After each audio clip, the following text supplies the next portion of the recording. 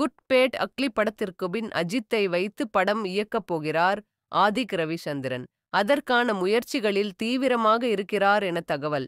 இதற்கிடையே அவர் தெலுங்கில் படம் பண்ணப் போகிறார். பாலகிருஷ்ணாவுக்கு கதை சொல்லப் போகிறார் என தகவல்கள் கசிகின்றன. அதெப்படி என்று கேட்டால், கார் ரேஸில் ஆர்வமாக இருக்கிறார் அஜித். இந்த மாதம் நவம்பர் மாதம்தான் சினிமாவுக்கு திரும்ப உள்ளார். அதனால் அந்த 6 மாத இடைவெளியில் தெலுங்கில் ஒரு படத்தை இயக்கலாம். சில கோடி சம்பளம் வாங்கலாம் என கணக்கு போடுகிறாராம். அதேபோல் அஜித்துக்காக காத்திருக்கும் இயக்குனர் சிவாவும் ஒருவேளை அஜித் படம் கிடைக்காவிட்டால் கார்த்தியை வைத்து படம் இயக்கலாம். அதற்கான கதை தயார் செய்யலாம் என்ற யோசனையில் இருக்கிறாராம்.